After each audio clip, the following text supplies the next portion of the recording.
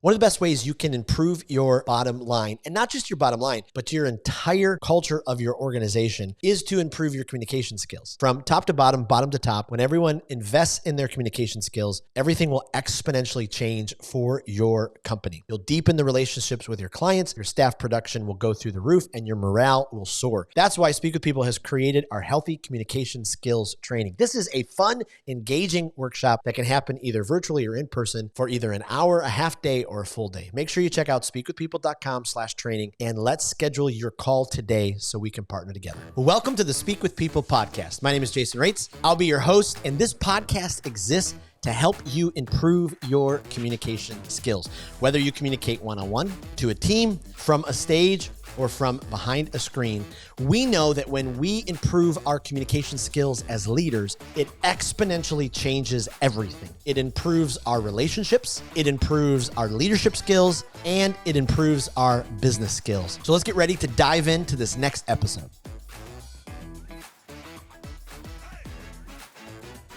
Well, have you ever wondered if you should be casting vision about your company online? Do you regularly share the story of what your company does on your LinkedIn or your Facebook or your Instagram or your TikTok videos? Or the question is, should you? Does your company want you telling the story online? And if you do start telling that story, where do you start? What are the kind of things that you say? What kind of posts should you write? What are the kind of stories that you should tell? Well, in this episode of the Speak with People podcast, we're going to dive into this concept because especially during this series, Online with People, we get a chance as leaders to talk about the amazing things that we get to do with the companies that we work for. And so today I am so excited because one of my very best friends on the planet, partner as we've been building things out together, Dan Cianci, is on the podcast, and he is a seasoned vice president for his company. He is an amazing storyteller online. You've done an incredible job of building a community, especially on LinkedIn. Love following your posts.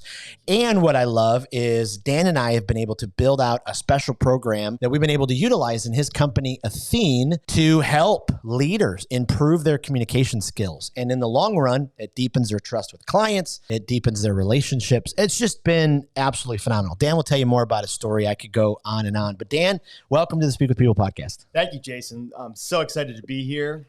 It's been great working with you over the last couple months. It's been now over a year we've been working together. It's been amazing. So I'm really glad to be here and excited to share my story and I love it. And talk more about how people can go to market and really use their brand to further their careers. I love it. And I think about that. It was probably February of last year. We were grabbing coffee and we had known each other, but we met and you kind of pitched this idea. Speaking of casting vision, you pitched this idea that I hadn't even, was like, oh my goodness, what an amazing direction. And here we are, fast forward. And I mean, this is amazing. You saw the future because what you started to pitch, we started to build out, and you led the way with your leadership and vision casting. And then I was able to partner with you. And so now we've been able to help. We've Regions Bank, Huntington Bank, PNC, Truist, Hancock Whitney. I mean, it's been phenomenal. And you just keep saying, sky's the limit. We're going to keep moving. I mean, it's just amazing. So before we hop into this idea of sharing your vision, sharing your company's vision, just give us a little more background into your story and what's kind of got you to this place. Yeah, absolutely. So I was hired by Athene back in 2019 to help build out the Southeast United States. When I started, I covered Georgia, Florida, Mississippi, and Alabama. Today, I cover just the coast of Florida, Mississippi, and Alabama. Wow. But when I started out, I didn't know one person in the entire territory in the footprint. So it was a pretty big task, but It was something I was so excited to start because Athene was a company where the leaders itself had tremendous vision, right? So they pitched me on the vision of where we were going to go. So with very few relationships in the territory and selling agreements, we went to market, and it was all about building a brand. So I wanted not only to build my brand, I wanted to build Athene's brand, and I was really focused on doing that through LinkedIn and through social media. So to get started, I always say that I've learned more about getting into Wake Forest as a college student than I did actually graduating from Wake Forest. Wow. Yeah, and what I mean by that, well, when I was young, when I was a kid, I was born, I couldn't hear. So, oh wow, yeah, my parents didn't really realize it for a while. It was probably around about 5 years old. I just couldn't communicate at all, which is kind of, you think about it, ironic where I'm at today. But I couldn't hear. So not being able to hear, I couldn't communicate. So I spent a lot of time after some surgeries, right? We had experimental surgeries back then. Wow. Well, not experimental, but relatively new. Yeah. Right? So I was able to hear, but it took me, years to learn how to speak, right? So I spent a lot of my early years, I missed a lot of math and English because I was going through speech therapy classes, right? So by the time I got to high school, I was at best a C student. Around my sophomore year, I was like, you know what? I wanted more, right? And I wanted to get into one of the best colleges in the United States. I just wasn't there, right? Wasn't able to. And I remember specifically, I had a guidance counselor. I told her I wanted to go to Wake Forest, and she literally laughed at me, right? So you can imagine the impression that left, right? Right. That here I am almost, so many years later, I'm still thinking, it's still a voice in the back of my head, but I've always had that little chip on my shoulder where I knew I could do more. I just didn't have the training to do so. Yep. Right. So I went, coming out of high school, I didn't get into one college. Even my safety schools, I just didn't get into any college. I scored probably at 800, maybe 790, I think it was, on my SATs, which is, if you know anything, it's not that good. Right. Right. So one school gave me an opportunity, Fairleigh Dickinson University. I was a part of their freshman intensive studies program, which was, ability to go in, take all remedial courses for one semester. You pass, you do well, you get into the school. Yep. If you don't do well, you're not admitted, right? So I excelled. I did really well. I was driven and committed to go ahead and be successful. So for the first time in my life, I was being taught math and English. Wow. The English part was probably more important because I was writing at that time. I was learning how to write sentences, how to communicate. And by the time I did my 2 years at Fairleigh Dickinson, I was the number one in that intensive studies program, which is great. So my goal was to graduate or to get into a good school. I never lost that hope of getting into Wake Forest. So my sophomore year, what I did is literally every single week, every Friday, I gathered up all my tests, all my written papers, all my graded, everything that was graded. I would just put in an envelope from all my classes, put in an envelope, send to Wake Forest, and I would say, hey, look. I want to come here. This is what I'm doing. I had poor SATs, but this is what I was able to do. This is what I'm doing to learn, to get better. I'm improving this and that. For an entire semester, every Friday they got a package from me, which was crazy, right?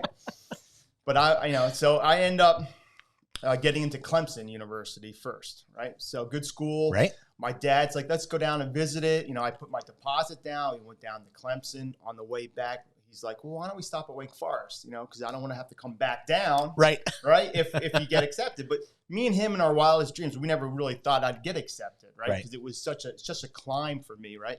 So what happened was we drive in, we go into the admissions department, we walk in. I'm like, hey, unannounced. Hey, my name's, Dan Cianci, right? I applied. I wanted to see where my application was. And they're like, the kid's like, okay, hold on one second. And he gets a big grin on his face. Right. He goes upstairs. And over the next couple minutes, 15 minutes, people started coming down the steps with holding papers and kind of looking at me. And at the time, I had no idea why this was happening. After I was reflecting on it, I'm like, wow, these people were coming down to see who the kid was that was, consistently dropping stuff off every single Friday, right? Right. So, he comes back. He's like, well, look, we don't know yet. We haven't made a decision. We'll know shortly. Grinning ear to ear. So me and my dad, left back home. And, a couple months later, I got that acceptance letter to Wake Forest, and it changed my life, really. Wow. Yeah. So I really realized at an early age that, persistency and if you can remove self-imposed obstacles, wow, and you're able just to go out and accomplish what you want to accomplish, really anything, the sky's the limit, right? Wow. So it was fantastic story.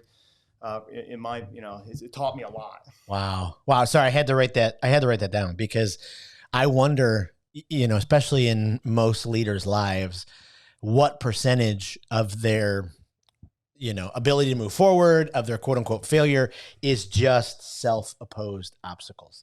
All the things we tell ourselves. I mean, think about that. You send a package a week, like you're just like, nope, this is my dream. This is what we're gonna do and move forward. I love that. That's incredible.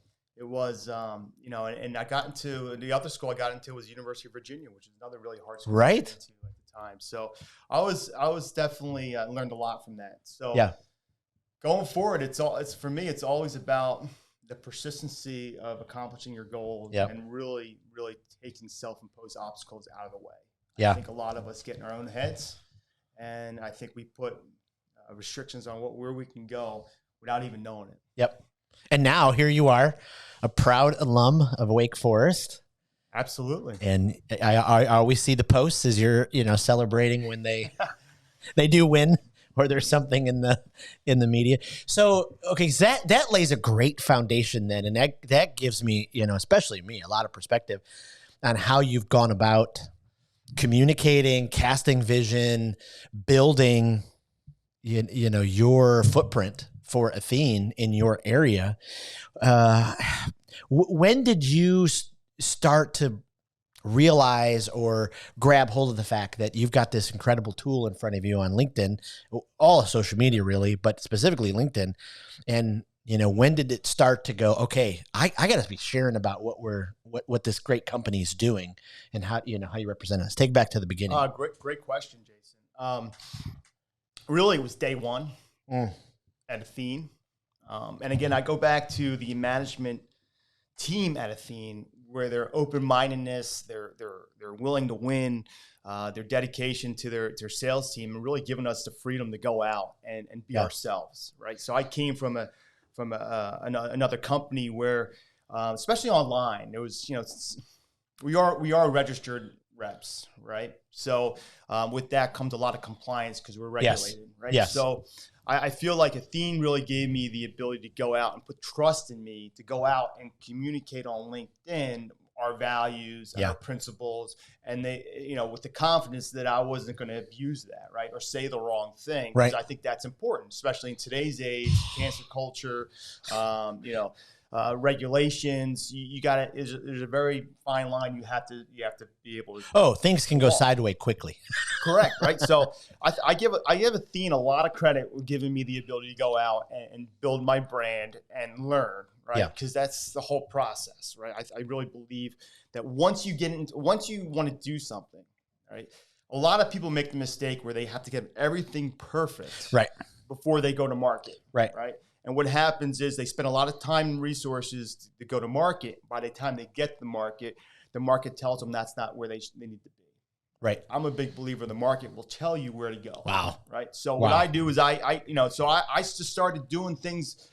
I just started going with my gut and how I felt. Yeah. To be able to communicate this company that I loved. Yeah. Right. I love everything about our core values, what we believe in. And I just was able to go out to communicate that. Well, and with freedom. Absolutely. And I love especially how we've partnered together, because you work with so many financial professionals and you started to really discover, okay, hey, there's some missing links here when it comes to communication skills, because the world has rapidly changed. We have 4 generations working together. Every generation communicates differently. And the 5th generation is coming. I mean, Generation Alpha will be soon, and they'll be the largest on the planet. I mean, this young generation. And so, you came to me and we started putting together this idea of how can we give some tools, because a lot of these financial professionals, they have all the tools, the technology skills, they have the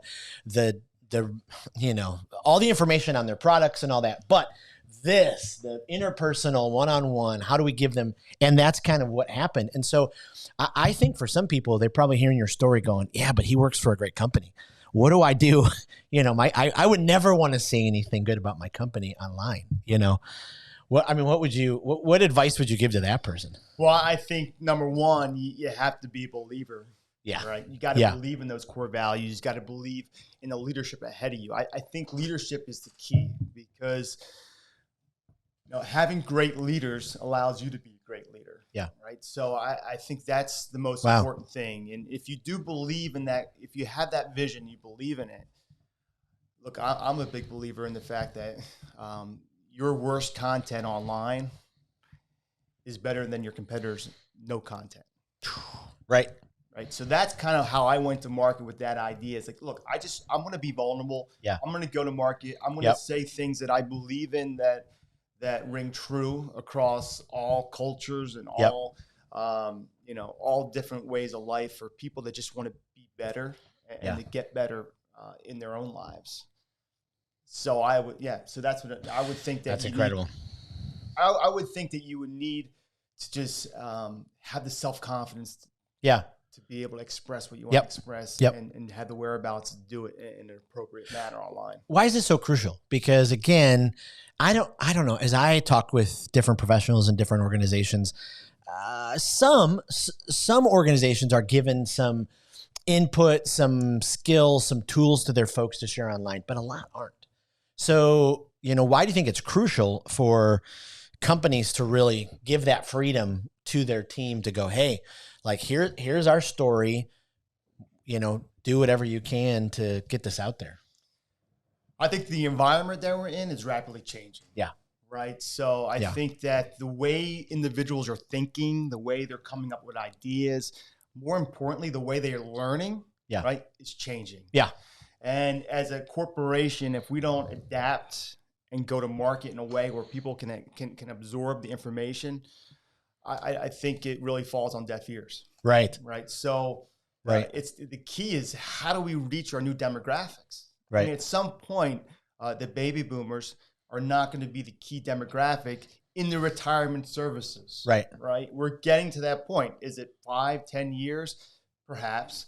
But today, Generation X is becoming more and more viable to our businesses. Right. We have to be able to communicate them. And we are the first generation that's had both, right? We were pre-technology, now we're post-technology. Yep. So we just have to communicate differently to different groups, and especially the younger individuals. Everything's online. Yeah. And everything's in short, incremental videos, right? So if you're a marketing agency and you're doing brochures and long prints, that's not going to hit to most people, right? Right. Most people can't, doesn't have the attention span Their to attention read spans, that much material. So I think it's really important. And without being able to cast a vision, like our competition is not just other insurance companies. Our competition is all the technology companies. Right. What I find is most financial professionals and most clients, they want their experience with Athene and with our bank members, bank partners, they want it to be as smoothly as buying something, say, on Amazon. Right. So there's the things that we need to express that. Like we need to communicate that to our customers. Absolutely. It's so important because you're right. Like, you have these other, competitors, but I mean, there's just so many things pulling people's attention nowadays. So you've got to be able to stand out. And that's what I love about just even following your vision casting online. You're able to personalize it in such a way that it's not just this random post, and so talk to us a little bit about some of that personalization. Where do you get some of your inspiration, for sharing things? Because as I watch how you share online in a corporate financial professional world, you're kind of weaving the way that the products from your company can help people. Then you're weaving everyday leadership principles that you're learning. And then you're celebrating, kind of what's happening. And so where do you get that inspiration? How do you, go with that? Yeah, it's a great question. So I tend to be very positive. Yeah. Right. So I always joke around with anybody that'll listen that I'm a recovering negative person. Right. Hard to believe. Like I tell that to people and they have a hard time believing that. But there was a time where I was, I was a pessimist. Right. Yeah. Those days are well gone for me. So I tend to be positive. Right. Yeah. So I when you're positive in nature, you see things that other people don't see. Wow. I'm a big believer in that there's good all around us. Yep. Right. And there's beauty all around us, no matter what it is, whether it's people, whether it's the environment, interactions, just good around us at all times, if you're willing to take the time to see it, right? So for me, the way I gather content is I live my life, right? So I look for content all the time, everywhere. Yep. And if I see something that inspires me or something that I feel other people can learn from, a good example, I record it. Yeah. And I journal it. Yeah. So I'll take pictures so that I can use at a different time. Yep. It's really about seeing things in a different light, taking the good out of it, and then projecting it to others. That's how I do my content. And to your point, what I find that's the most effective are those type of personal stories. Yeah. Because people want to be relatable. Yeah. And they want to be inspired. Yeah. So you have to do it in a way where it's authentic. I think authenticity is very important because, if you're doing it just to do it, I think that comes across. Right. You're just checking a box. All right. Yeah. I put it up. Yep. And then you look, then it comes, arrogance. Yep. So I think it's important that, you have to come from a point of authenticity. And I get that from life. I get that from my family, from my kids. I mean, I'm a student of the game, right? I'm always trying to get better, always trying to learn. And, there's things that my kids still teach me, right? Just from watching them interact with their friends, watching them play sports, all these things that you can really learn from if you're present. Yeah. Now, if you're not present, you miss a lot. So just by being present, I think you can get a master class on life. Yep. Ooh. Sorry, I have to write. We've got a bunch of tweetable or Xable quotes here. I don't know if we say Xable. I don't know. I don't know which one it is. But those are. I mean, that is so incredibly powerful. I mean, going back to your Wake Forest story, no wonder the positivity and your outlook, because you've been able to see some of those things. Was there a positivity change for you? Did adulthood kind of kick you down a little bit, and then you got to a place where it was like, okay, I'm making this change? Yes. It was about end of 2012. So I have a pre-2012 and a post-2012 life. Yeah. And it's completely different. Wow. So my friends that know me for a long time could probably look at the point and see a difference in everything. In my success, in my mental health, in my family life, everything kind of changed. So 2012, there's a couple different things. Number one, probably was my wife was a biggest impact that anyone could have had. Absolutely God sent to me. Yeah. Me and my wife have a great relationship. A lot of my success is on the backbone of her in my life. Yep. Right. Yep. So I think that's important, because I think if you have someone else that can inspire you, someone else to encourage you, a true partnership can really do wonders for your success. Yeah. Right. So right around there is when we got engaged, we got married. My mindset changed. We started going to church on a regular basis. We had our first kid.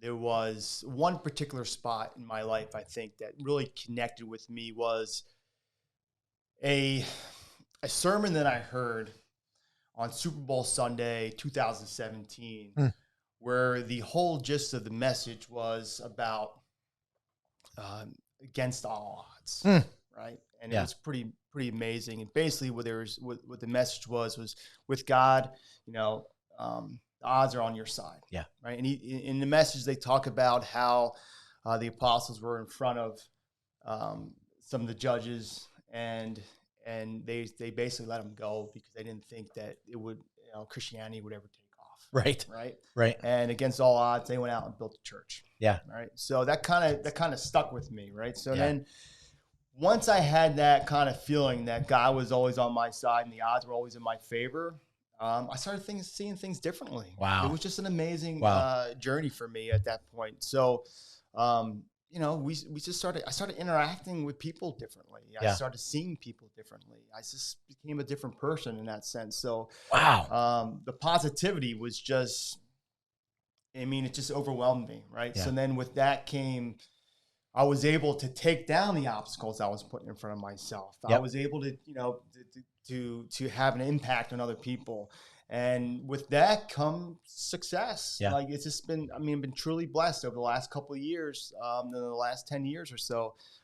Me and my wife have just seen our lives really come together, because not only are we having success, but we're happy, right? So there's a difference. Oh, right? absolutely. We're content. Yeah. And I personally love watching other people have success. Yeah. And I think it's important. I think the tide raises all ships, right? Yep. So, I go about my daily life in my perspective is trying to help others. And I think doing that, you get a lot of enjoyment out of that. Yeah. And I kind of project that to your point online, right? Yeah. So that's what I try to do. I love that. And I try to connect with people, and I do it in my job on a regular basis. People ask me a lot, what do you do for a living? And I struggle with this question all the time. Right? It's crazy, right? But, am I a regional vice president? Am I a wholesaler? Like, what do I do? Right. Right. But I don't feel like I'm in sales. We're in a sales company. I'm given the responsibility to drive revenue for my corporation, but I don't feel like I'm in a sales role. I'm in a people business. Wow. Right. So I go to market with the idea of helping the financial professionals that I work with build the team up around them. Yeah. And I spend a lot of time on building the team around my advisors to make them better, right? Because if they're doing better, the professionals are doing better. And if they're doing better, now that bank's doing better, and it just kind of lifts everyone up. Wow. And that's where we've had success, is just really, and that's how I differentiate myself in the marketplace from my competitors, because I'm not selling product. I'm really just helping people. Wow. And Athene, I'm just fortunate that Athene has some great products and behind me. Yeah. Oh my goodness. Well, first, thank you for taking us into a little bit of your story. I knew I threw you for a little bit of a loop on that one, but I appreciate you sharing that, because so many leaders struggle with their communication because their internal world is in shambles. And if you're internally, you're negative all the time, you're angry, you're upset, you're frustrated, everybody's out to get you, and you have this list of the self-imposed obstacles, you're never going to succeed. And you're not going to be able to cast vision for your company online. You're not even casting vision for yourself. And so, I just thank you for your journey. And to your point, about helping others, I think the great Zig Ziglar said, you can have everything you want in life if you help enough people achieve what they want. And that's just it. And, to our listeners, to our audience, I don't know, I can say this 100% with every ounce of authenticity and honesty. I don't know if Speak with People would still be around if it wasn't for you. The life that you brought, the vision, the relationships. You've introduced me to people, that I'm like, wow, so you just live that out. And so I can't thank you enough. I tell, everybody that I can, it's, I'll get messages. Wow, Speak with People, this is great what you guys are doing. And I'm like, yeah, because it comes on the back people like you who have great vision, and we've partnered together. And so I absolutely love that. So what kind of, as we kind of, round the corner here in this very powerful conversation, when it comes to looking forward about casting vision online and, telling more and more people about, what you do, what do you look forward to in the future about where this is going, and, what are the things that you want to, the stories you want to tell and the people you want to help? Wow, that's a great question, right? Look, my future is it lies with continue to help people. That's always going to be a key point in my life. Yeah. Right? But for what I would say is, the future, communication is probably the most important thing that we can all really work on, right? Because I think as we go into the digital age, it's very difficult to communicate with people. I find myself struggling with it sometimes as well, versus, doing a quick text message, or whether it's an email versus the interaction over the telephone, where you have to actually take the time to pause what you're doing, to be present, to have a conversation. Those things are getting harder and harder to do in every profession, in every field. So I think communication is something that we all have to really embrace, and you can always be getting better. Yeah. I think that's the takeaway, right? For me, I consistently listen to different perspectives, influencers that are positive, leadership. I look to people that are successful and I try to emulate them. Yeah. Right. Yeah. And I think a lot of people sometimes resent them, especially like in your own, your own industry or your own team or your own place. Like, I always say, like, I don't try to compete with my competitors. Right? I try to go to market, innovate, be creative, and lead the market. And I let my competitors try to compete against me. Right? Because this way I'm not wasting energy. You're not wasting time. All that negative energy that you pick up during the day really holds you back. Yeah. And I have this conversation with my internal partner all the time. I say, hey, man, we need to shield ourselves. We need to be able to deflect the negativity. In my opinion, it's something. It's my greatest superpower. Yep. Being able to deflect. Yeah. Negativity, because negativity it drains you, right? Yep. We talk about service issues. There's always one or two service issues, right?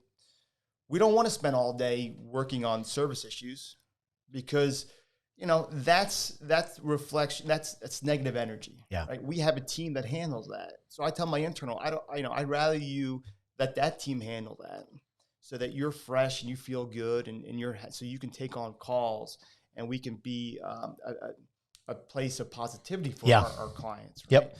Like I always want my advisors or the financial professionals to want to take my call all the time, even if they're having a bad day or they're in a bad mood, because they know when they talk to me, I'm going to be someone that's going to make them feel good. Yep. I think that's important. Yep. So that's the key to communication is bringing that life into people, the shine light, right? Yep. You know what I mean? And just be that positivity that you lead by example. So that's how we run our business. That's how we compete in the marketplace. And I think to answer your question, I mean, that's the future. Yeah. If you want to differentiate yourself, just be present. I mean, what we used to do 20 years ago is now the outlier. Right. You know what I mean? It's crazy to think about that. Right. But I think if you're able to put yourself in a position where, people are drawn to you, I think that's a really differentiator. And that's what I love about Athene, because that's what we do. Yeah. We have great people that work for us. Our management team is top notch. Yeah. And I have never worked for a management team as well as what we have today because of the freedom they give us and the entrepreneur spirit they have to go out and do things with people. Yeah. Like you said, a year and a half ago, this was just an idea. We laid out the vision. Right. I communicated that vision to Athene. They were on board from day one. We built out the content together. And we went to market, and the market dictated on where we wanted to go. Right. And here we are 18 months later. And to watch your success has been one of the greatest joys of my career. It's been fun. I mean, I love watching you on main stage now. I love watching the videos. I'm constantly learning from your podcast. And I think that's important. I think people, could really learn a lot from what you're doing. And it's one of the reasons why we built this out. Yep. And it's one of the reasons why we're watching it grow right before our eyes. Because in the marketplace, especially in my industry, there's a need for it. Yeah. Right. So we kind of recognized that early, because I would go into branches or financial centers and I'd think to myself, what's the biggest obstacle facing the financial professionals today? Yeah. And you can land a whole different bunch of things, right? Yeah. You can land on different things, but I always land on communication. Yeah. Because you kind of alluded to this before. What we noticed was most of the financial professionals and the branch managers and the regional sales managers all tend to be somewhere around Generation X. Yeah. And what we find is that they're training Gen Y and Gen Z to sell to baby boomers. Right. Right. Right. And to your point, 4 different generations in the industry for the first time in the workplace. Yep. With 4 different ways of seeing the world. Yeah. So I came to you at Starbucks, and I was thinking, how do we take your content and go to market to help bridge that gap. Yep. And I think we've been very successful at Yep. it. So I thank you as well. Yeah. I think it's, it's definitely the future.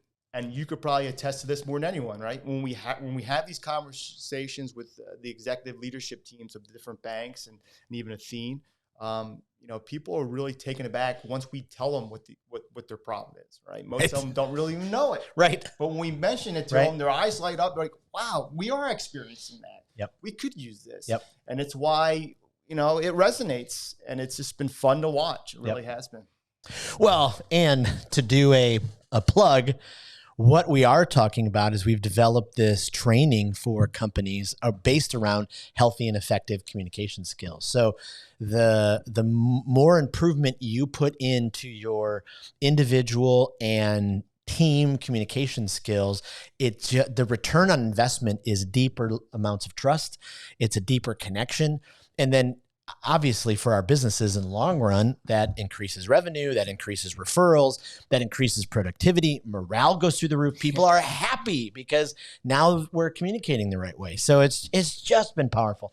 Dan, I can't thank you enough. I literally have taken tons of notes. Our social media team's going to have a fit with all of these because we have many one-line amazing leadership tweets that we could cut and that we're going to be promoting. Before I let you go, though, let's do this. We're building a communication skills library for the everyday leader so they can continue improving and going to get great places. And so we fill the library with our guests' best. So do you have a favorite speaker? Is there someone that you just, every time you hear them, you just, you leave fulfilled? You can't wait for the next time. Yes. Okay. Absolutely. So I would say my favorite speaker, without sounding kind of, I don't know.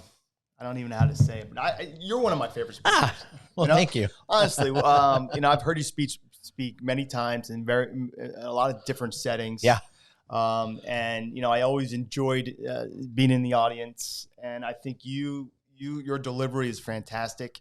I think the way you connect with an audience, the way your physical attributes on stage, all that stuff really right. So, that's all on a personal level. Yeah. I know there's there's other speakers that I listen to as far as podcasts. Patrick Bet-David is a great podcast that I listen to all the time. I think that's a podcast where you get a lot of different perspectives. And what I love about that podcast is that he takes the things that are happening in the world today and he puts it through a perspective of an entrepreneur, of a leader, and someone who has started a business from scratch. And I think that's really important in today's world because I think we tend to get skewed in what's going on based on where we're getting our message. So I think to get a neutral message is really important. So he's another person that I really like the way he thinks and the way he asks questions. I love that. Okay, so you hit the speaker podcast. Is there a book that, it's just you just recommended every leader should read this book? What is the one book? Yeah, I think the one book that has an impact on me, actually had a pretty big impact on me around 2020 during COVID, was Vanessa Van Edwards' Cues. Oh yeah, right? Yeah, great book. I took a lot of her messaging, which is around giving off certain cues to marketplace, and it had a profound impact. It really has. Oh, I love it. Okay, Dan, where can we send people to find out more about you or to connect online? What would be the best place? Best place for me, if you want to follow me, is on LinkedIn. Yep. Just search my name, Dan Cianci.